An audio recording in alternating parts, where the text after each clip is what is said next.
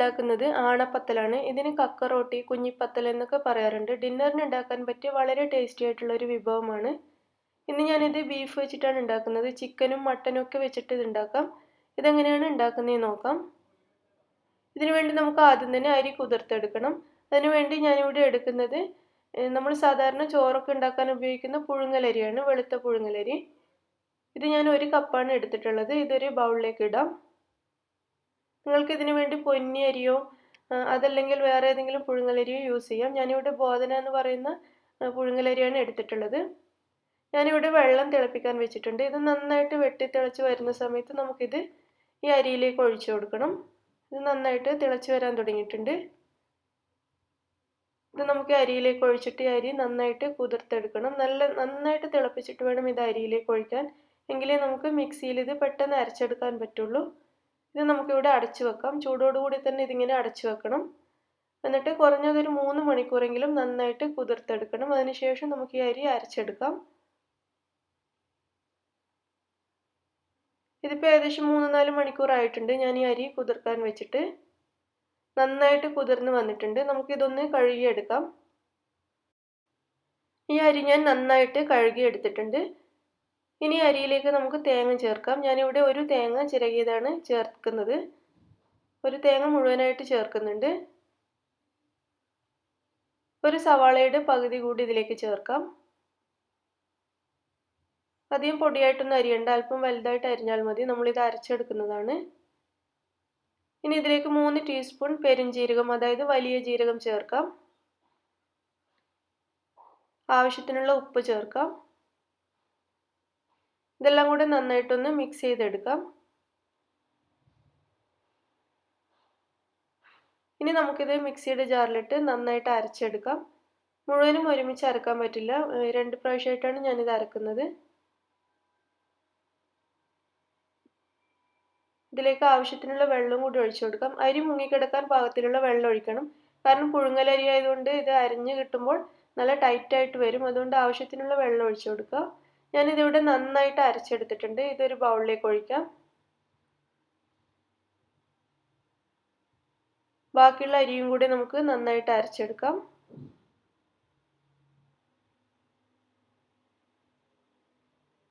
മുഴുവൻ അരിയും ഞാനിവിടെ അരച്ചെടുത്തിട്ടുണ്ട്. ഇനി അരിയിലേക്ക് നമുക്ക് അരിപ്പൊടി ഇട്ടിട്ട് കുഴച്ചെടുക്കണം. ഞാനിവിടെ പത്തലിൻ്റെ അരിപ്പൊടിയാണ് യൂസ് ചെയ്യുന്നത്. ഇത് ഉണ്ടാക്കുന്ന വീഡിയോ ഞാൻ നേരത്തെ അപ്ലോഡ് ചെയ്തിട്ടുണ്ട്. അതിൻ്റെ ലിങ്ക് ഞാൻ ഡിസ്ക്രിപ്ഷൻ ബോക്സിലിടാം. ഈ അരി നന്നായിട്ട് നല്ല ടൈറ്റായിട്ട് നമുക്ക് കയ്യിലെടുത്ത് ഉരുട്ടിയെടുക്കാൻ പാകത്തിലുള്ള അരിയാക്കി മാറ്റണം. അത്രയും ആവശ്യത്തിനുള്ള അരിപ്പൊടി ഇതിലേക്ക് ഇട്ട് കൊടുക്കുക. പിന്നെ പത്തിരിയുടെ പൊടി ഇട്ടാൽ ഇത് ശരിയാവുമെന്ന് എനിക്കറിയില്ല. ഞാൻ പൊതുവെ പത്തലിൻ്റെ പൊടി മാത്രമേ ഇതിന് വേണ്ടിയിട്ട് യൂസ് ചെയ്തിട്ടുള്ളൂ. അതുകൊണ്ട് അതെങ്ങനെ ഉണ്ടാവുമെന്ന് എനിക്കറിയില്ല. ചിലപ്പോൾ പറ്റുമായിരിക്കും. ആവശ്യത്തിനുള്ള അരിപ്പൊടി ഇട്ട് കൊടുത്ത് നമുക്കിത് നന്നായിട്ട് കുഴച്ചെടുക്കാം.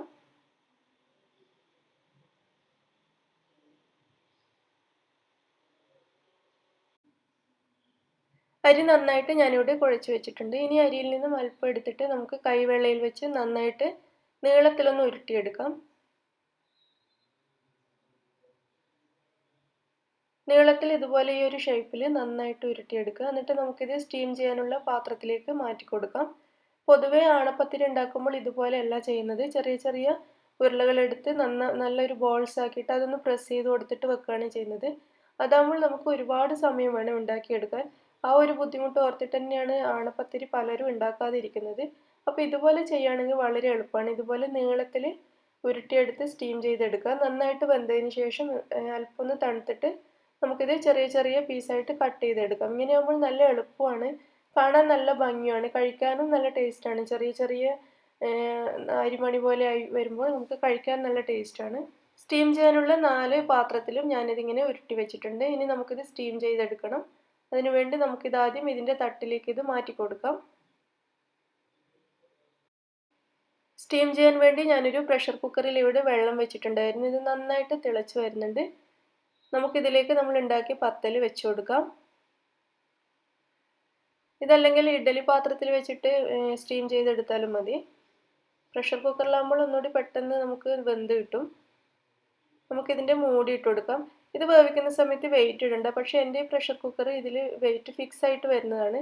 അപ്പോൾ ഞാനിത് 1 എഴുതിയ ആ ഭാഗത്ത് വെക്കും. അതായത് ഇതിന് 2 ഭാഗത്തേക്ക് തിരിച്ചു വെക്കാം. 1, 2 എന്ന് പറഞ്ഞിട്ട് 2 ഇതുണ്ട്. അപ്പോൾ രണ്ടാമത്തേതിൽ വെച്ചാൽ മാത്രമേ വിസിൽ വരുള്ളൂ. ഒന്നാമത്തേതിൽ വെച്ചാൽ അധികം വിസിലൊന്നും വരില്ല. അപ്പോൾ ഞാൻ ആ ഒരു ഓപ്ഷനിൽ വെക്കുകയാണ്. നിങ്ങളുടേത് വെയിറ്റുള്ള പ്രഷർ കുക്കർ ആണെങ്കിൽ വെയിറ്റ് ഇടാതെ വേവിക്കുക. ഇത് വേവുന്ന സമയം കൊണ്ട് നമുക്ക് ബാക്കിയുള്ള അരിമാവ് വെച്ചിട്ട് നമ്മൾ പഴയ കാലത്ത് ഉണ്ടാക്കുന്ന രീതിയിലുള്ള ആണപ്പത്തിൽ ഉണ്ടാക്കാം. ഇതുപോലെ അല്പം മാവെടുത്ത് കൈവെള്ളയിൽ വെച്ച് നന്നായിട്ട് ഉരുട്ടിയെടുക്കുക. അതിനുശേഷം നടുവിൽ വിരൽ വെച്ചിട്ടൊന്ന് പ്രസ് ചെയ്ത് കൊടുക്കാം. ഇതുപോലെയാണ് പഴയകാലത്ത് അല്ലെങ്കിൽ മിക്ക ആളും ഉണ്ടാക്കുന്ന ആണപ്പത്തിൽ. ഇതാകുമ്പോൾ ഇത്രയും നല്ല, ഇത് ഞാൻ അല്പം വണ്ണത്തോട് കൂടിയിട്ടാണ് ഉണ്ടാക്കുന്നത്. എൻ്റെ ഉമ്മയൊക്കെ ഉണ്ടാക്കുമ്പോൾ വളരെ ചെറുതായിട്ടാണ് ഉണ്ടാക്കുക. അപ്പോൾ കുറേ സമയം എടുക്കും ഇത് ഉണ്ടാക്കി വരാൻ. നമുക്ക് മടിയാവും ഈ ആണപ്പത്തിൽ ഉണ്ടാക്കാൻ വേണ്ടിയിട്ട്. അതുകൊണ്ടാണ് ഞാനിപ്പോൾ ഇതിൻ്റെ ഷേപ്പ് ഒന്ന് മാറ്റി പിടിച്ചത്. അതാകുമ്പോൾ നമുക്ക് എളുപ്പമാണ്. ഇതിവിടെ ഞാൻ മുഴുവൻ ഉണ്ടാക്കി വെച്ചിട്ടുണ്ട്. ഇതുപോലെയാണ് ഇത് ഉണ്ടാക്കേണ്ടത്. നമ്മൾ നേരത്തെ വേവിക്കാൻ വെച്ച ആണപ്പത്തിൽ റെഡി ആയിട്ടുണ്ടോ എന്ന് നോക്കാം. ഇതിവിടെ നന്നായിട്ട് വെന്തിട്ടുണ്ട്. നമുക്കിത് അടുപ്പത്തുനിന്ന് മാറ്റാം.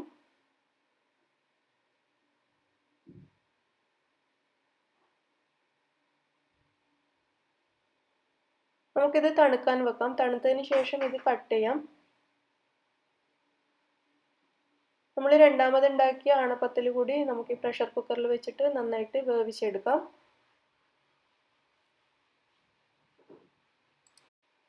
അടച്ചു വെച്ച് നേരത്തെ വേവിച്ചതുപോലെ തന്നെ വേവിച്ചെടുക്കാം.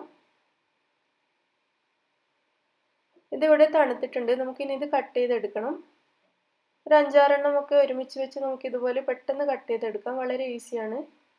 തണുത്തതിന് ശേഷം മാത്രം കട്ട് ചെയ്യുക. അതല്ലെങ്കിൽ നമുക്ക് കട്ട് ചെയ്യാൻ കുറച്ച് ബുദ്ധിമുട്ടായിരിക്കും.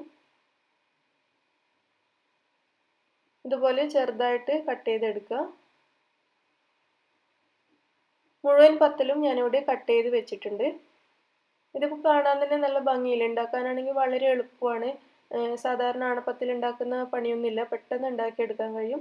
നല്ല ചെറിയ ചെറിയതായതുകൊണ്ട് കഴിക്കാനും നല്ല സുഖമായിരിക്കും. നമ്മൾ രണ്ടാമത് വെച്ച പത്തലും കൂടി ഇവിടെ നന്നായിട്ട് വെന്തിട്ടുണ്ട്. നമുക്കിതും പുറത്തേക്ക് എടുത്ത് തണുക്കാൻ വേണ്ടി മാറ്റി വെക്കാം. നന്നായിട്ട് വെന്തിട്ടുണ്ട്. അങ്ങനെ നമ്മുടെ പത്തല് മുഴുവനും ഇവിടെ റെഡി ആയി കഴിഞ്ഞു. ഇനി നമുക്ക് ഇതിന് വേണ്ടിയിട്ടുള്ള ഗ്രേവി ഉണ്ടാക്കാം. അതിനുവേണ്ടി ഞാൻ എടുത്തിരിക്കുന്നത് 1/2 കിലോഗ്രാം ബീഫാണ്. എല്ലോട് കൂടിയിട്ടുള്ള ബീഫാണ്. ഇത് ഞാൻ നന്നായിട്ട് കഴുകി വെള്ളം കളഞ്ഞെടുത്ത് വെച്ചതാണ്. ഗ്രേവി ഉണ്ടാക്കാൻ വേണ്ടി ഞാനൊരു പ്രഷർ കുക്കർ അടുപ്പത്ത് വെച്ചിട്ടുണ്ട്. കുക്കർ നന്നായിട്ട് ചൂടായി വരുന്ന സമയത്ത് നമുക്കിതിലേക്ക് ഓയിൽ ഒഴിക്കാം. ഞാനിവിടെ 2 ടേബിൾ സ്പൂൺ ഓയിലാണ് ഒഴിക്കുന്നത്.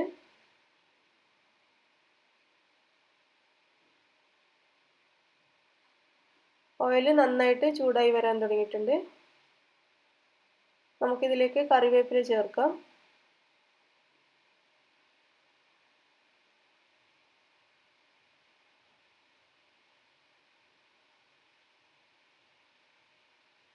ഇനി ഇതിലേക്ക് സവാള അരിഞ്ഞത് ചേർക്കാം. 2 സവാളയാണ് ഞാൻ എടുത്തിട്ടുള്ളത്. വളരെ ചെറുതായിട്ട് അരിഞ്ഞെടുത്ത സവാളയാണ്. ഇത് നമുക്ക് ഈ പ്രഷർ കുക്കറിലേക്ക് ഇട്ട് കൊടുക്കാം. എന്നിട്ട് നന്നായിട്ടൊന്ന് മിക്സ് ചെയ്തെടുക്കാം. കൂടുതൽ സമയം വഴറ്റൊന്നും വേണ്ട, കുറച്ചൊന്ന് മിക്സ് ചെയ്തെടുത്താൽ മാത്രം മതി. ഇനി ഇതിലേക്ക് നമുക്ക് വെളുത്തുള്ളി, ഇഞ്ചി, പച്ചമുളക് ചേർക്കാം. വെളുത്തുള്ളി ഞാൻ 2 ബൾബ് ഇന്ത്യൻ വെളുത്തുള്ളിയാണ് എടുത്തിട്ടുള്ളത്. 3 പച്ചമുളക്, ഒരു ചെറിയ കഷ്ണം ഇഞ്ചി, ഇത്രയാണ് എടുത്തിട്ടുള്ളത്. ഇതൊക്കെ അരിഞ്ഞെടുത്തിട്ടേ ഉള്ളൂ. ചതച്ചെടുക്കേണ്ട ആവശ്യമൊന്നുമില്ല. ചതച്ചാലും കുഴപ്പമില്ല. ഇനി ഇതിലേക്ക് ഒരു വലിയ തക്കാളി കട്ട് ചെയ്ത് ചേർത്ത് കൊടുക്കാം. ചെറുതാണെങ്കിൽ 2 എടുക്കുക. ഇതെല്ലാം ചേർത്ത് നന്നായിട്ടൊന്ന് വഴറ്റിയെടുക്കുക.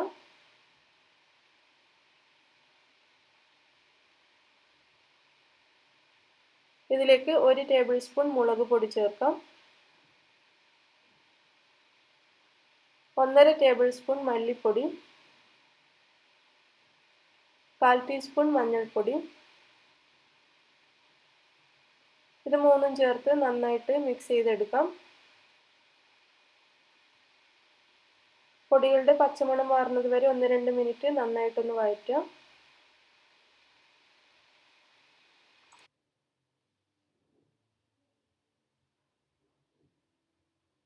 ഇനി നമുക്കിതിലേക്ക് ബീഫ് ഇട്ട് കൊടുക്കാം.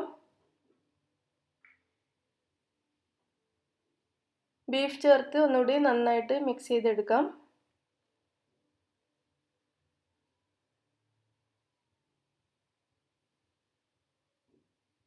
ആവശ്യത്തിനുള്ള ഉപ്പ് ചേർക്കാം.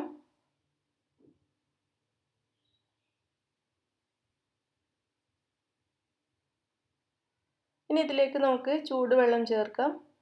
1 കപ്പ് ചൂടുവെള്ളമാണ് ഞാൻ ഇതിലേക്ക് ചേർത്തിട്ടുള്ളത്. വെള്ളം കൂടി ചേർത്ത് നന്നായിട്ടൊന്ന് യോജിപ്പിച്ചതിന് ശേഷം നമുക്കിത് അടച്ചു വെക്കാം. എന്നിട്ട് ഇതിൻ്റെ വെയിറ്റ് ഇട്ട് കൊടുത്ത് ഇത് വേവിച്ചെടുക്കാം. ഒരു 7-8 വിസിൽ വരുന്നത് വരെ, അല്ലെങ്കിൽ ബീഫിൻ്റെ വേവിനനുസരിച്ച് ഇത് വേവിക്കുക. നല്ല വേവുള്ള ബീഫാണെങ്കിൽ ഒരു 10 വിസിൽ വരുന്നത് വരെയൊക്കെ വേവിക്കേണ്ടി വരും. ബീഫ് വേവുന്ന സമയം കൊണ്ട് നമുക്ക് അതിന് വേണ്ടിയിട്ടുള്ള തേങ്ങ അരച്ചെടുക്കാം. അതിന് വേണ്ടി ഒരു തേങ്ങയുടെ പകുതിയാണ് ഞാൻ എടുത്തിട്ടുള്ളത്, ഒരു മുറി തേങ്ങ. ഇതിലേക്ക് ഒരു ചെറിയ കഷ്ണം സവാള ചേർത്ത് കൊടുക്കാം. വളരെ ചെറിയ കഷ്ണം മതി. ഇനി ഇതിലേക്ക് 1 ടീസ്പൂൺ വരെ പെരിഞ്ജീരകം ചേർത്ത് കൊടുക്കാം. 2 ടീസ്പൂൺ അരിപ്പൊടിയും കൂടി ഞാൻ ചേർക്കുന്നുണ്ട്. അരിപ്പൊടി ഏത് അരിപ്പൊടിയാണെങ്കിലും കുഴപ്പമില്ല, പത്തലിൻ്റെയോ അല്ലെങ്കിൽ പത്തിരിപ്പൊടിയോ ഏതാണെങ്കിലും കുഴപ്പമില്ല. ഗ്രേവി ഒന്ന് തിക്കായി കിട്ടാൻ വേണ്ടിയിട്ടാണ്. ഇതിലേക്ക് ഒരു 1/4 ടീസ്പൂൺ ഗരം മസാല പൊടിയും കൂടി ചേർക്കാം. ഇത് നമുക്കൊരു മിക്സിയുടെ ജാറിലേക്ക് മാറ്റാം. ഒരു 1/4 കപ്പ് വെള്ളവും കൂടി ചേർത്ത് ഇത് നന്നായിട്ട് അരച്ചെടുക്കാം. ഈ തേങ്ങ ഇവിടെ ഞാൻ നന്നായിട്ട് അരച്ചെടുത്തിട്ടുണ്ട്.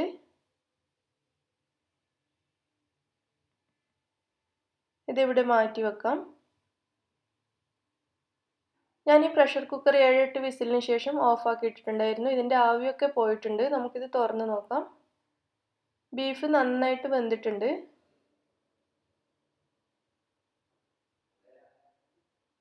ഇനി ഈ ബീഫിലേക്ക് നമ്മൾ നേരത്തെ അരച്ചു വെച്ച തേങ്ങാക്കൂട്ട് ചേർത്ത് കൊടുക്കാം.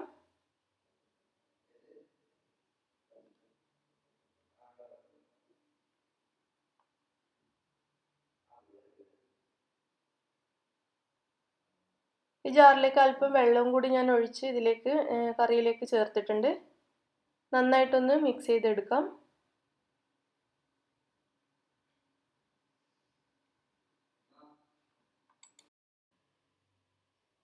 കറി ഇവിടെ ചെറുതായിട്ട് തിളച്ച് തുടങ്ങിയിട്ടുണ്ട്. നമുക്കിത് അടച്ചു വെച്ചിട്ട് ഒരു 2-3 മിനിറ്റ് ചെറിയ തീയിൽ ഇതൊന്ന് വേവിച്ചെടുക്കാം. ഇതിൽ ചേർത്തിരിക്കുന്ന തേങ്ങ ഒന്ന് നന്നായിട്ട് വേവണം, അതിന് വേണ്ടിയിട്ടാണ്. 2-3 മിനിറ്റിന് ശേഷം നമുക്കിത് തുറന്ന് നോക്കാം. തേങ്ങയും കറിയൊക്കെ കൂടെ നന്നായിട്ട് മിക്സ് ആയിട്ടുണ്ട്. ഇനി നമ്മൾ ഉണ്ടാക്കി വെച്ച പത്തൽ ഇതിലേക്ക് ചേർത്ത് കൊടുക്കാം.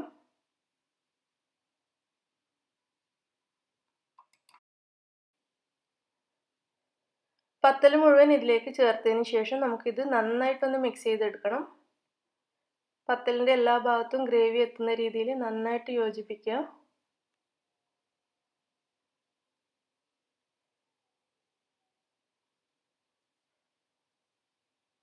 നന്നായിട്ട് മിക്സ് ചെയ്തതിന് ശേഷം നമുക്കിത് അടച്ചു വെച്ച് 1 മിനിറ്റ് ചെറിയ തീയിലൊന്ന് വേവിച്ചെടുക്കാം. ഗ്രേവിയും പത്തലും കൂടി നന്നായിട്ടൊന്ന് മിക്സായി വരാൻ വേണ്ടിയിട്ടാണ്. ഞാൻ രണ്ടാമത് ഉണ്ടാക്കിയ കുഞ്ഞിപ്പത്തൽ ഗ്രേവിയിലേക്ക് ചേർത്തിട്ടില്ല. കാരണം നമ്മൾ ആദ്യം ഉണ്ടാക്കിയതിൻ്റെ ഗ്രേവിയിൽ കറക്റ്റ് അളവാണ്. കൂടുതൽ ചേർത്ത് കഴിഞ്ഞാൽ ഗ്രേവി കുറഞ്ഞു പോകും, അപ്പോൾ ഒട്ടും ടേസ്റ്റ് ഉണ്ടാവില്ല.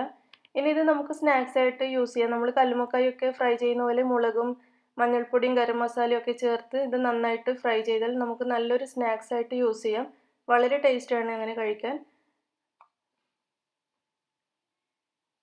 കുഞ്ഞിപ്പത്തൽ ഇവിടെ നന്നായിട്ട് തിളച്ച് വന്നിട്ടുണ്ട്. ഇതിവിടെ റെഡിയായി കഴിഞ്ഞു. ഗ്രേവിയും കുഞ്ഞിപ്പത്തലും കൂടി നന്നായിട്ട് മിക്സ് ആയിട്ടുണ്ട്. ഇനി ഇത് നമുക്ക് അടുപ്പത്തുനിന്ന് മാറ്റാം. എന്നിട്ടൊരു ബൗളിലേക്ക് ഇത് ഇട്ട് കൊടുക്കാം.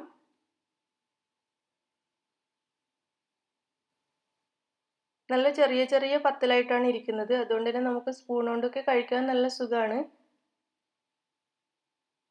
അതുപോലെ നമ്മൾ വിളമ്പിക്കഴിഞ്ഞാൽ ഇത് കാണാനും നല്ല ഭംഗിയാണ്. നിങ്ങളെല്ലാവരും ട്രൈ ചെയ്ത് നോക്കുക. കാരണം ഇത് നമുക്ക് വളരെ ഈസി ആയിട്ട് ഇത് ഉണ്ടാക്കാം. സാധാരണ നമ്മൾ ഈ ചെറിയ ചെറിയ പത്തൽ ഉണ്ടാക്കാൻ മടിച്ചിട്ടാണ് ആണപ്പത്തൽ ഉണ്ടാക്കാണ്ടിരിക്കുക. പക്ഷേ ഇതിനൊട്ടും പണിയില്ല, വളരെ എളുപ്പത്തിൽ ഉണ്ടാക്കാം. നിങ്ങളെല്ലാവരും ട്രൈ ചെയ്ത് നോക്കിയിട്ട് അഭിപ്രായം അറിയിക്കുക. നിങ്ങൾക്ക് ഇഷ്ടമാവുകയാണെങ്കിൽ ലൈക്ക് ചെയ്യാനും ഷെയർ ചെയ്യാനും മറക്കരുത്. നിങ്ങൾ എൻ്റെ ചാനൽ ഇതുവരെയും സബ്സ്ക്രൈബ് ചെയ്തിട്ടില്ലെങ്കിൽ പ്ലീസ് സബ്സ്ക്രൈബ് ചെയ്യണം. താങ്ക്